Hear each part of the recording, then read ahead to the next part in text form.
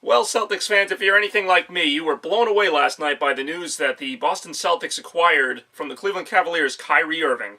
Bobby Gaines here, and I couldn't not talk about this mega blockbuster trade that involved Isaiah Thomas, the 2018 Brooklyn pick, Jay Crowder, and, I don't know, Ante Zizic, whoever that is.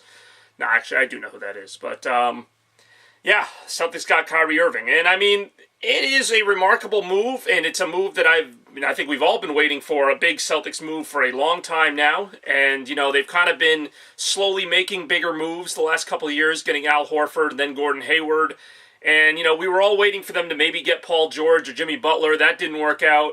And, this season I was looking forward to anyway because I thought, Gordon Hayward and Isaiah Thomas working together would be a great combo. But now they get Kyrie Irving. So, the automatic thing to do is get all excited because they got this all-star player. And, my previous rants have spoken to how frustrated I was, especially that they wouldn't trade any Brooklyn picks for anything. So I'm glad they finally sucked it up and traded a 2018 first-round pick, which, don't get me wrong, it's probably going to be a really good pick. But, I mean, they already have. They got, they've had the top 3 pick the last couple of years. They have Jaylen Brown and Jason Tatum. Let's see what they can do. And you can't do that if you keep drafting players and just kind of adding to it. Let's let Tatum and Brown have the reins for a little bit and, get some significant minutes in. And, they're still going to have a high draft pick next year because they got that pick from the Lakers, although who knows where that's going to land. But anyway, talking about Kyrie Irving, obviously a huge pickup for the Celtics. But as most Celtics fans, I am pretty, bittersweet about Isaiah Thomas leaving. Now, obviously, I knew that he would have to be included in the deal for Kyrie Irving. But that's kind of, that's just business. And it's kind of sad in a way. It's just kind of interesting, I find myself missing these players that, they weren't, Isaiah Thomas became kind of a superstar the last couple of years, but, if you could pick between Isaiah Thomas and Kyrie Irving, I think most people would take Kyrie Irving, and now the Celtics have him, so it should be, a slam dunk, some pun intended, that, they got better by getting Kyrie Irving. But if you really look at the numbers, the Celtics' best player, obviously, the last couple of years has been Isaiah Thomas, who averages about 28 points a game and plays mediocre defense and, does his thing and is good in the fourth quarter. So you got Kyrie Irving, who averages about 25, 28 points a game, mediocre defense. Maybe he's a slightly better rebounder. So, on the surface, it doesn't look like you improved that much, but Kyrie Irving is also younger, and hopefully he's got something to prove now that he's going to be, the main player in Boston, whereas in Cleveland he was the second best player behind LeBron. So maybe now Kyrie Irving takes his game to even another level. It's an exciting trade. Like I said, it's hard to separate kind of the emotional impact of losing Isaiah Thomas because, I watched him this past year just kind of do everything for the Celtics in every big game, coming up big in the fourth quarter. He had 53 points against the Wizards in the playoffs.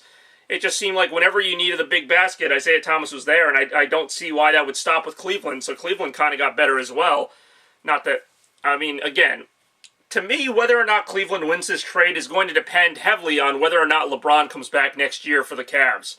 If LeBron ends up leaving and going to the Lakers, as has been rumored, or any other team, to me it's not really going to matter what else Cleveland got. If they get a big draft pick next year or, they somehow re-sign Isaiah Thomas, because there's no guarantee Isaiah Thomas was going to stay in Boston anyway, or Cleveland.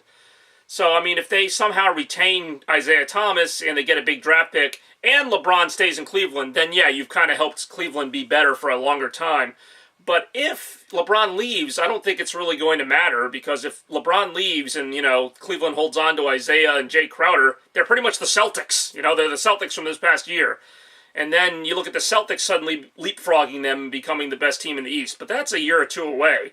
And there's no guarantee that LeBron's going to leave Cleveland. I know I've been hearing it.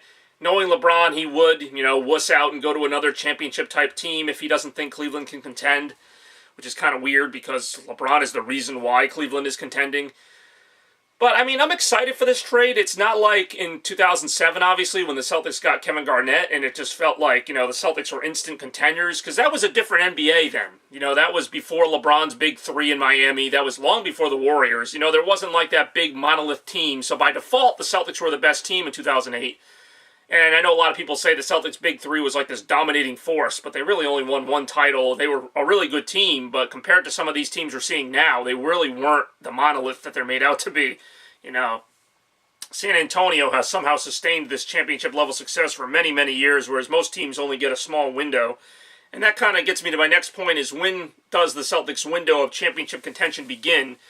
And they're in a good position in that regard, in that their young players are hopefully going to develop into something. Even if Tatum or Brown hits, I don't know if they're both going to hit, but if one of them turns into a really good player, then you've got something with Kyrie Irving being your max player and, Gordon Hayward behind him. And I think Gordon Hayward's now kind of getting forgotten because that was the big pickup of the offseason until now. So I think Gordon Hayward made them better already. Kyrie Irving makes them even that much better.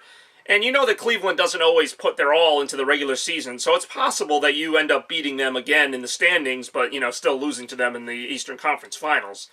So I think for this coming year, the trade isn't going to necessarily pay off huge for either team, but I think if Cleveland somehow falls apart next year, it pays off big for the Celtics because now you've got one of Cleveland's best players, and they've lost their best player. But if they keep LeBron, then you kind of just gave them a ticket to extend their championship window, Cleveland that is. So it was kind of a gamble. When I first heard that Kyrie Irving was going to be available for trade when he wanted to be traded, I just figured the Celtics were not even going to jump into that because the Celtics never make any big trades. Plus, I didn't think Kyrie Irving would want to go to the Celtics just because of, they're in the same conference, they're kind of rivals, and for whatever reason, I didn't think he'd want to go to Boston because even with him, they're not necessarily championship threats. And I have to hand it to Kyrie. He's probably like the only NBA player who doesn't want to just form a super team somewhere. He's willing to go to the Celtics and make them a contender. He doesn't want to just go to Golden State or San Antonio and just call it a day. So I will give him credit for that, unlike Durant and most of the NBA.